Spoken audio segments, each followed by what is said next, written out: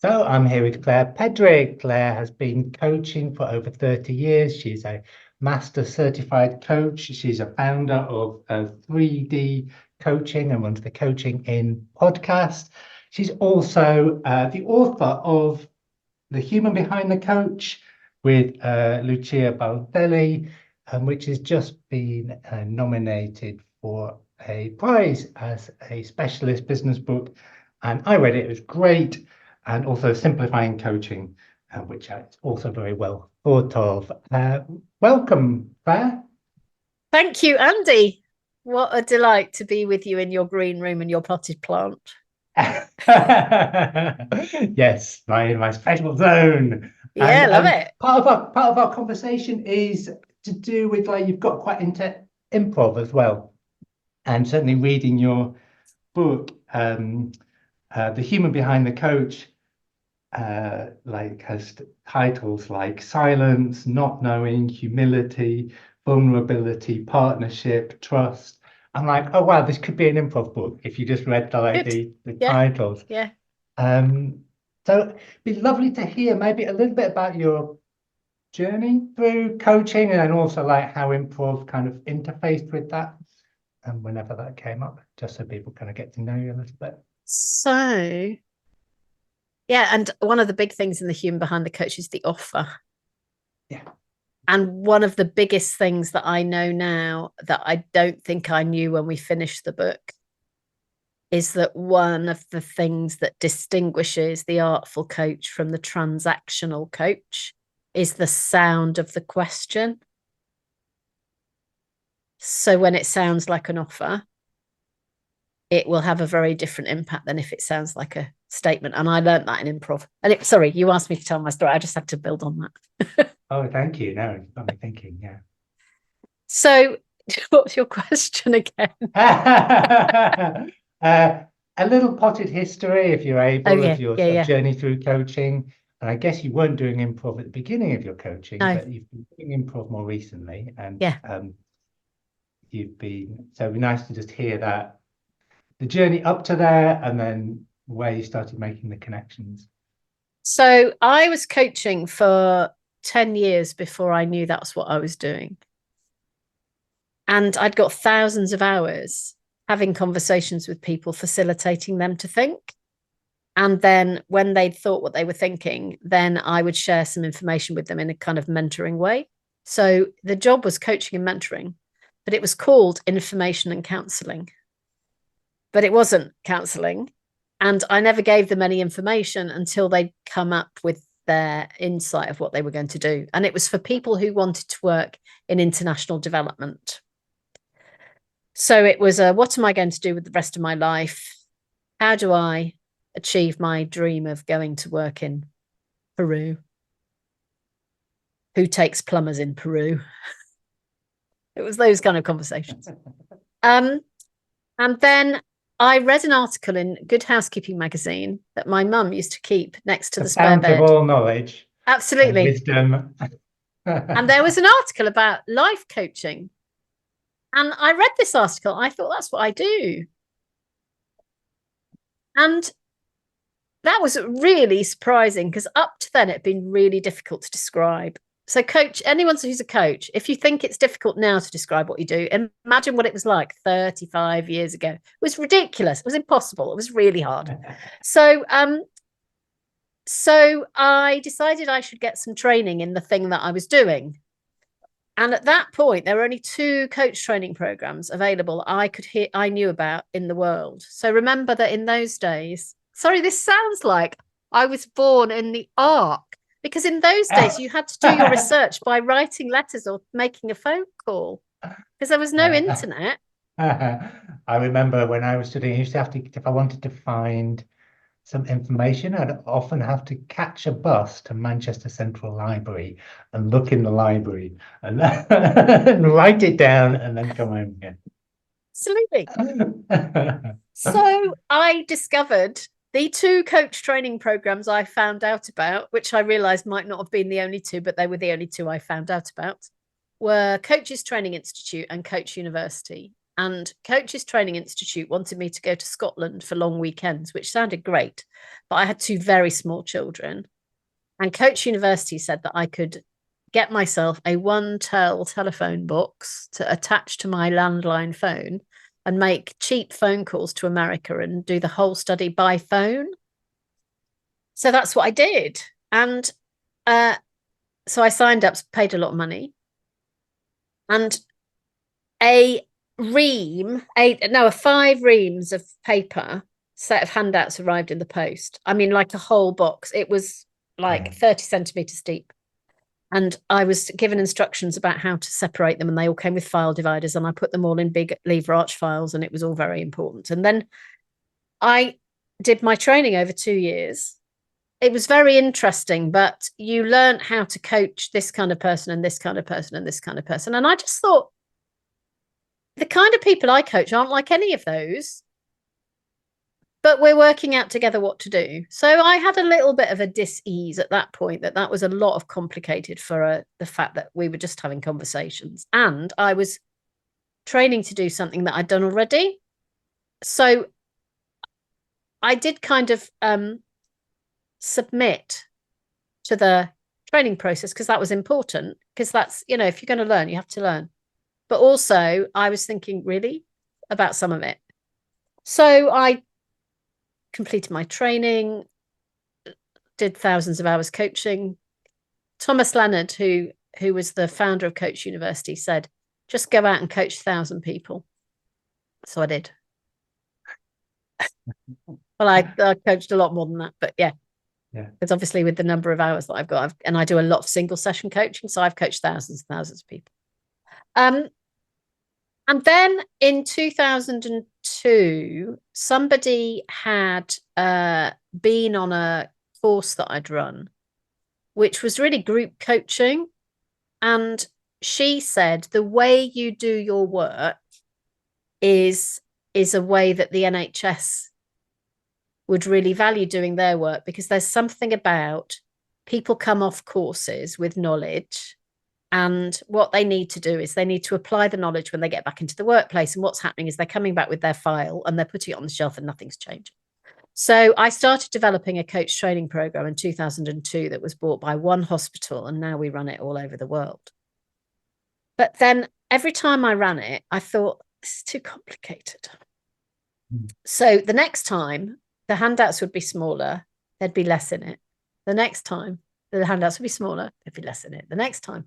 So over time, so I was a complete nightmare to my colleagues, because for it to be useful and credentialable, you're meant to do the same thing every time. And I'd never do the same thing every time, because it was always too much.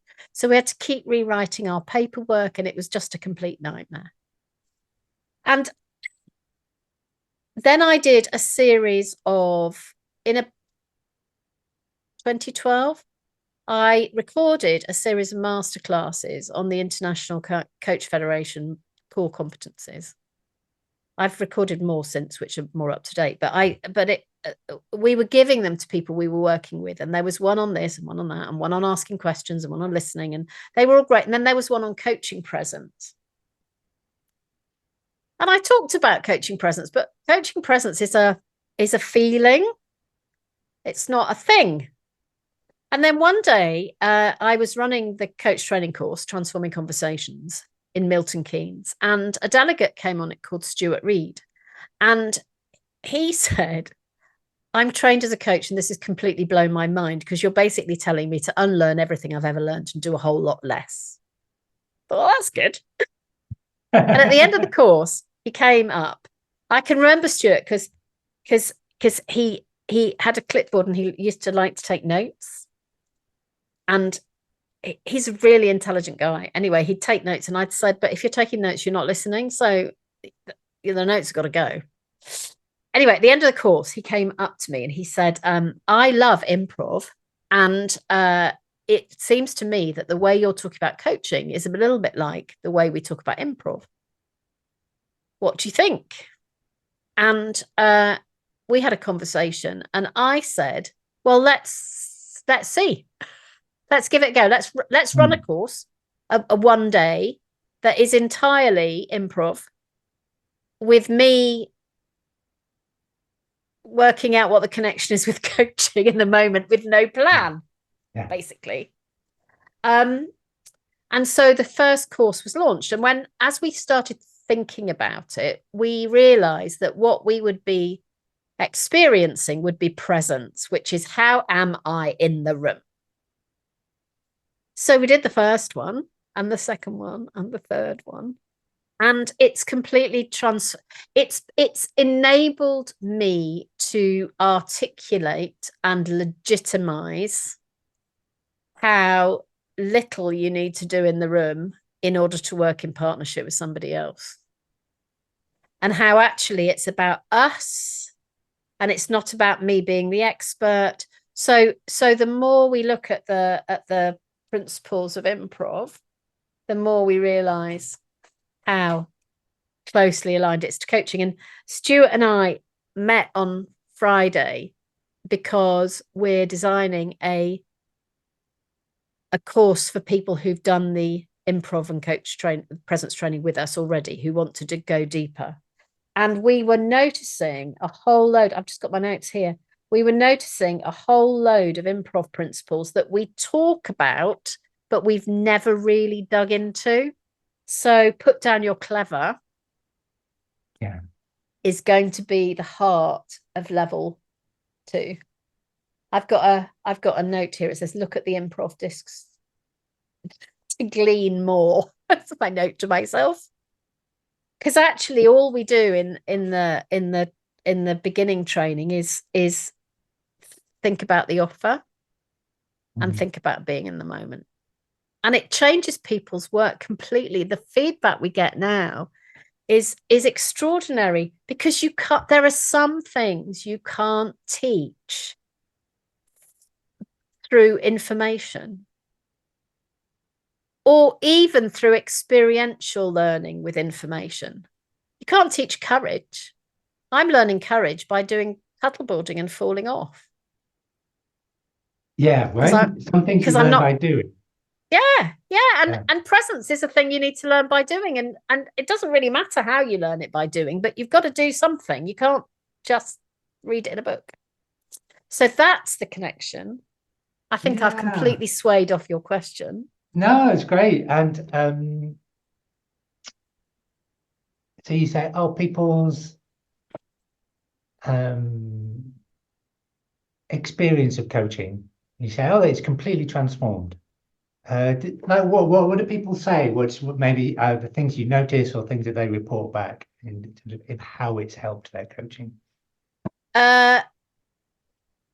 People work a lot less hard and they do a lot less. They say a lot less. It's not interesting. I caught myself there because actually holding presence really takes a huge amount of energy. So they are much more able to do what I think is outstanding coaching, which is what's the least that I need to do here for this person to feel heard and get new insights. And so they're shifting to the least I need to do, away from how do I add the most value? Because the most value thing is I'll do this tool and this tool and this tool. But then we're not responding. We're not co-creating, we're not responding. And the person will go away after you've used lots of tools and they'll go, that was lovely. I really enjoyed that. But when you've done transformational coaching, they'll go away and they'll go, I don't even know what to say because everything's changed. Right. Yeah. In improv, you probably know it, Claire, but one of the things we often sort of repeat to remind ourselves is bring a brick, not a cathedral, which is like just one little offer. That's enough in a scene. Yeah, and in coaching, so I mostly now work with coaches to listen to recordings of them working and to support them to become even better at what they do. And I'm not bothered what tribe they're in. So some tribes insist on recordings, some tribes don't. But my issue is you don't know what you did unless you look at it. Because if you only do reflective learning, you only can reflect on what you remember. You can't reflect on what actually happened. So what I noticed, so now I have watched thousands and thousands of recordings of coaches coaching. And the thing that I've learned is that in every conversation that's transformational, something happens. One thing happens.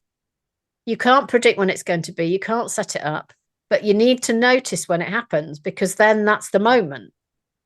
Yeah. And actually, all of the improv stuff enables people to notice the moment and to let the moment emerge without asking another question, which stifles the moment, and then the moment's gone. And all we need to do in coaching is to get to that moment. Yeah.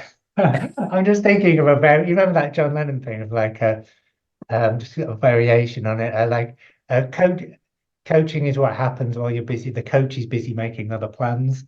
Kind of idea, like there can be a moment, just like in an improv scene. Yeah. There can be like, something, and yet just when in our busy human minds, it's so easy to scoot straight past it because we've got 7 other things we're thinking, I should do this, I should do that, I should do the other thing. But if you've paid a lot of money to learn to ask great questions, one great question can last a whole conversation. You don't need to keep asking more, because they're doing their work, but only if you drench yourself in your partner. Yeah. And only if you see them as a partner and not as a coachee or a client. Yeah. We're touching into something, I think, which is perhaps a common. I can totally recognize this journey in myself in my own coaching work as well, as to say, starting from having sort of lots of techniques and things that worked, and I was like, oh great, this usually works, so why wouldn't I do that with this client, kind of thing. And also in improv, my initial habit, like many people, would be to take too much responsibility for what's going on in the scene. It's like, something's not, I have to fix this thing, and the way I'm going to fix it is by sort of being busy. And in both cases, the journey has been into trusting in emergence, trusting that if I can just ease back a bit, there's space for something to emerge that's probably going to be better than anything I could come up with. Absolutely. And it's the skill in noticing the emergence. And I think one of the skills in coaching is timing and knowing when to step in and knowing when not to step in. But the emergence, Stuart and I were laughing on Friday because in our live improv presence training 2 sessions ago, we did an exercise that was absolutely life-changing. It was the most significant exercise we've ever done in any of the presence sessions ever. And people were going, people talk about the dance of coaching. Now I completely understand it. I understand it with my body, with my mind, with my spirit. So what did we do last time? We used that game. Nobody understood what it was about. It was completely useless. Yes. So much so that we went, what happened last time that made it so different? But it doesn't matter. You can't analyze it. You can't know. No. But because we didn't try and force it. We just thought it's a good idea and we'd see what happened again. Yeah. What happened again was absolutely nothing, apart from the fact it was the game that everyone went, well, I don't know why we did that. Yeah. The perils of success. It's exactly. like, when something works, it's so tempting to be like, oh, brilliant. I'll do that again because now I have a system. Yeah. My little earphone got down. Yeah. But there's a deep thing in this I think might be interesting to explore about letting go. And just human beings in general, we like to feel like we've got a handle on things, and it's all sort of under control in some way. And it's, for most people, a challenging thing to kind of ease back and trust and be in a process without knowing exactly where it's going to go in advance. I absolutely agree. And I think one of the learnings for me is to recognize that not being in control doesn't mean that the thing is out of control. Mm. That it can still be held when I'm not in control. And so maybe the art is, how do we put enough in that it doesn't feel out of control, enough edge to the thing, but also not being in control myself. Because when we're in control, it goes our way, and our way is never the right way. Yeah, right.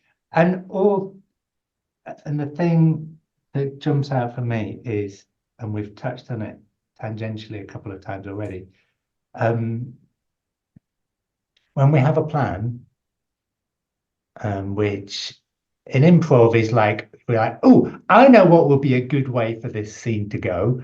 That's kind of having a plan in improv. Or in coaching, it might be like, right, this person has brought this, and this issue, so I'm going to do this, and this will work. Not only does it blind us to what's actually here, because we're too busy thinking about what we think should be there, it limits us to the known. Like, if you have a plan, you can only have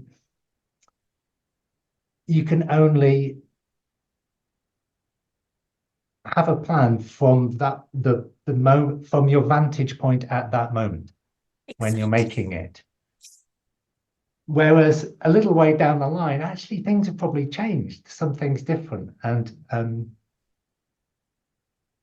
where I started was as a solution-focused therapist. So it was very kind of input-output kind of based, which was great. I don't have anything against it, but people would say, right, I want this, and this, and then we'd work towards it, and then we'd achieve that thing.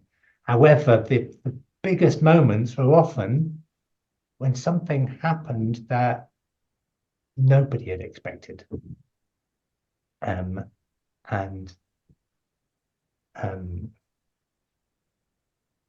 you know that thing about the known knowns and the known unknowns and the unknown unknowns, like that thing.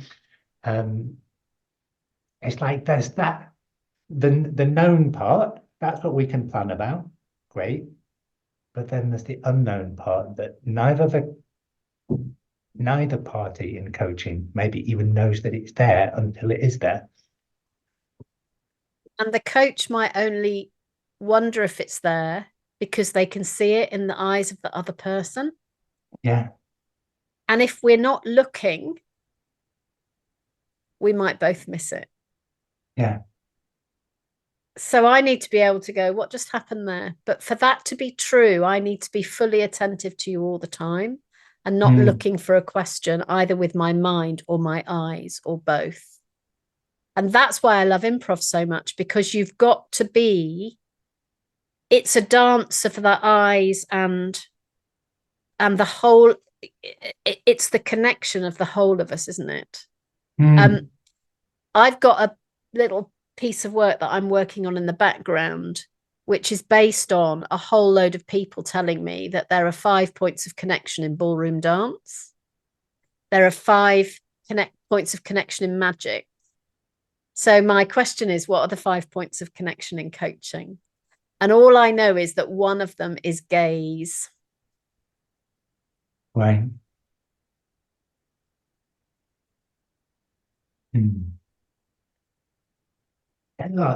Just because this has come up for me, I don't think I'm very good at that. I like, maybe just something about me when I'm thinking or when I'm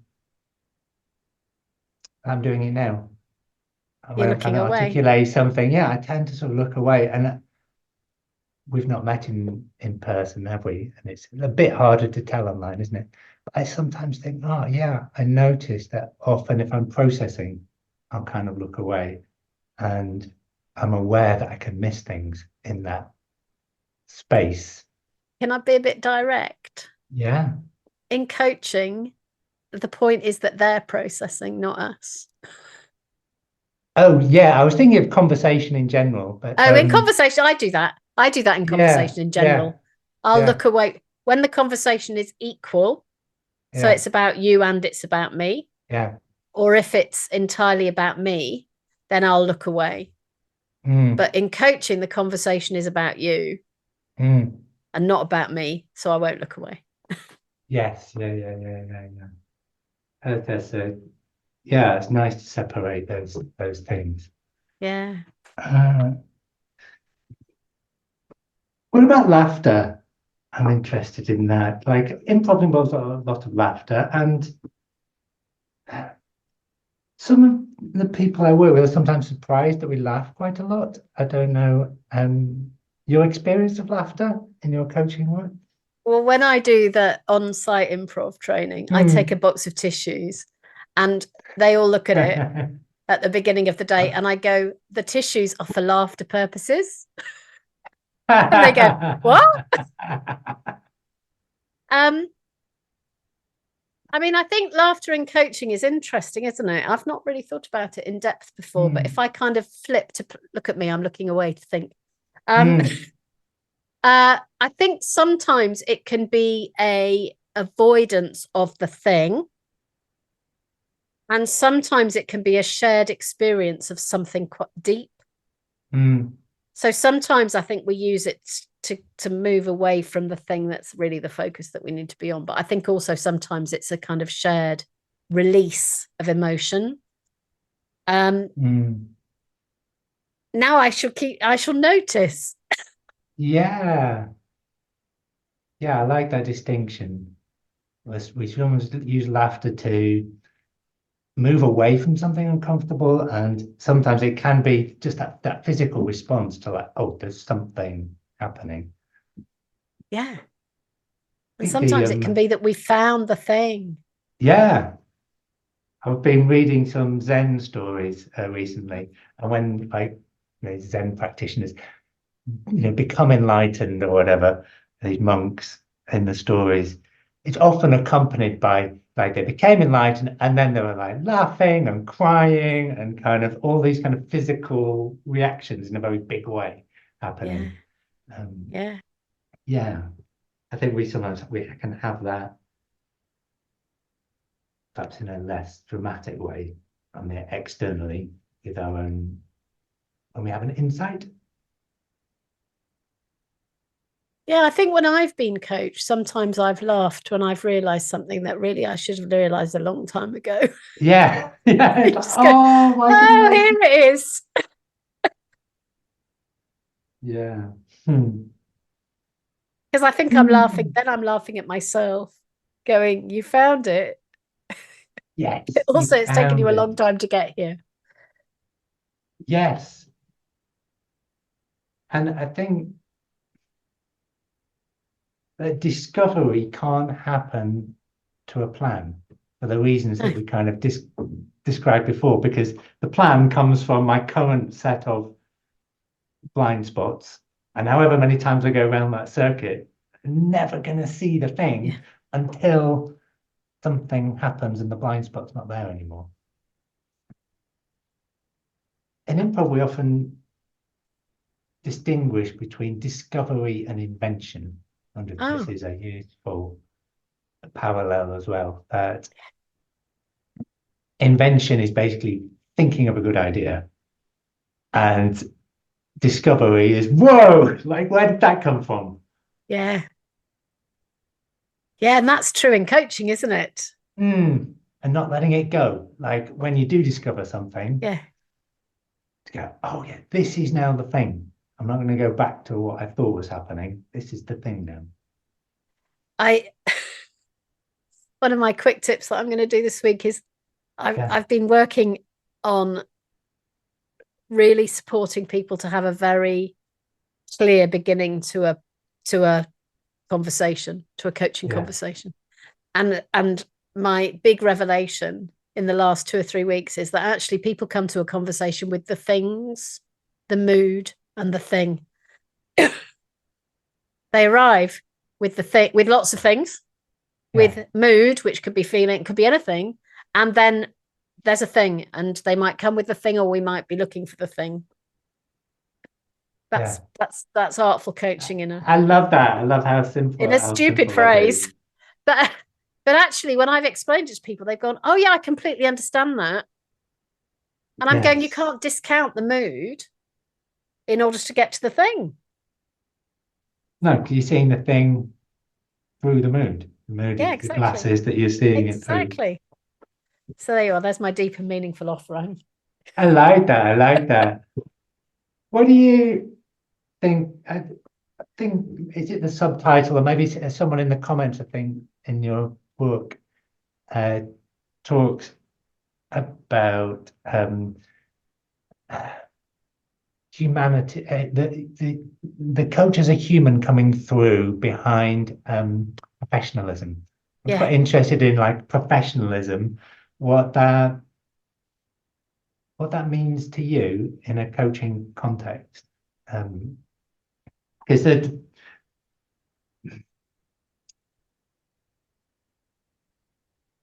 doing all the right things, which is perhaps what people would think of as professionalism, staying within a defined kind of box, isn't necessarily always serving the thinker. I agree. In the best way. So I think professionalism can make us feel we need to do things. I think there's a real issue in the coaching industry that it accidentally feels like the coach is somebody who's sorted, who's supporting somebody who's not sorted. And that's just not true. And there's an equality in the relationship that I think really needs attention, because if we perceive ourselves to be, if I perceive myself to be the professional in this dialogue, then I somehow create a distance between you and me because I'm the professional and you're not. Well, that's rubbish, because we're two human beings who come with very different things to this space in this moment. And all coaching is a conversation between two people about one of us.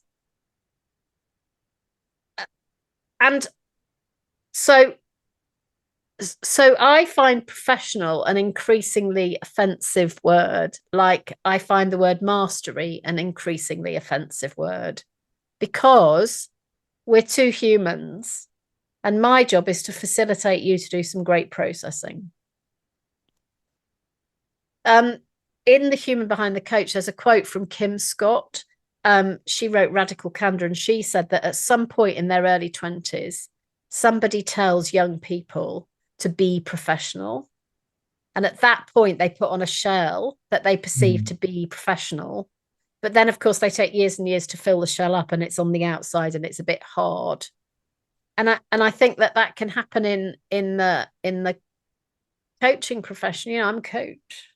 I'm not, I'm just a human being, and my job is to help you do some good thinking. So partnership really, really matters. And dance and improv and all those beautiful things can really help us to work in partnership. But encyclopedias of information can make partnership quite difficult, and being precious about our craft can also impact partnership, because, you know, I don't have the magic. Yeah, there's a humility here, right? Yeah. That's important. Yeah, because people will, you know, it's not unusual for people to leave a coaching session to go, that was absolutely extraordinary, but the magic was never created by the coach. The magic was created, if, you know, the amazing, extraordinary thing happened in the interplay between us for that person. Yeah. No coach is a magician, and if they say they are, then go somewhere else, because they're not. They are the facilitator of somebody else's awesomeness. Yeah, I like that. I like that idea. The magic is something that happens in the interplay between us. Yeah. And that's what happens in improv, isn't it? I was going to say, yes, what a beautiful concept. Nice segue there. Yeah, nice. Ah, this has been great, Claire. Is there anything that we've not, of the loads of things we've not talked about? Is there something that's like jumping out at you as About like, a thousand we didn't, billion things. I know. There's so many things we could go on to. But I feel There like is we've hit that something that moment as well. Go on, then. there is something that I realized on Friday, Yeah. which I hadn't realized about the training that you do online, that you're going to do with me online as well. I was out walking with some people who've done our in-person improv training, and one of them said, I'd really like to do it online because I'd like to experience how different it is. And what I realized was that anyone who does improv training online is probably going to be doing it from their working space. And I just wonder whether there's going to be some kind of release of us in our own space. So you and I are here. I'm in the same place as I am when I do the improv training with you. But my place is a bit loosened up because I've been an elephant in this chair. Right. Yeah.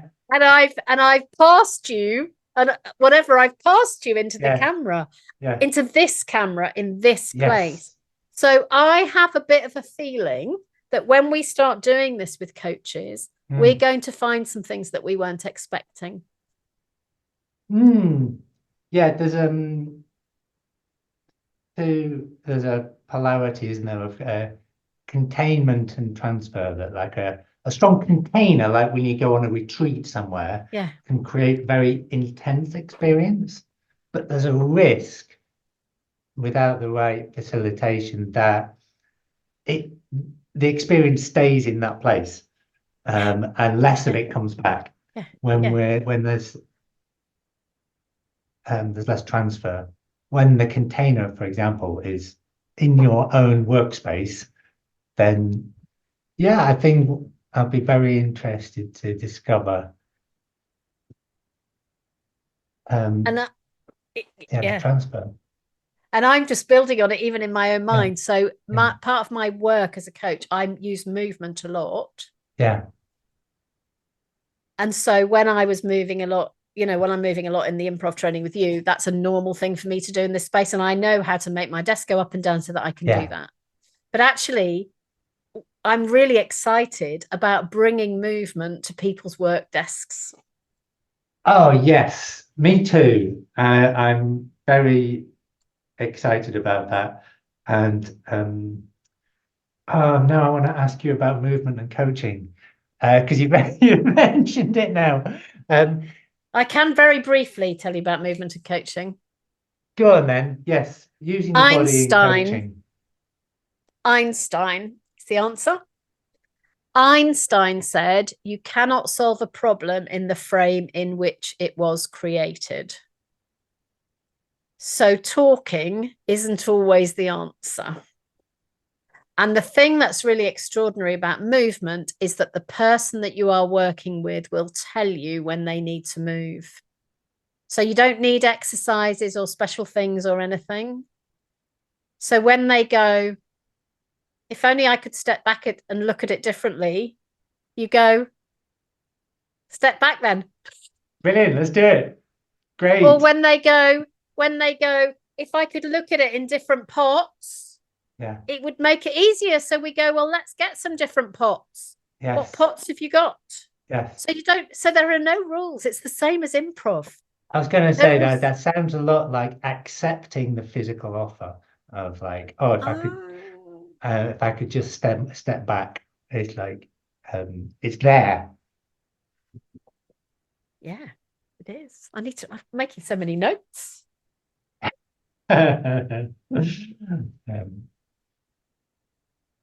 So I think I came into this call thinking excited about the work we're going to do together and knowing how many connections there are, but I think there are more than we thought. Well, there always are, aren't there? course there are, of course there are. I'm looking forward to discovering. So we didn't actually mention it up top, but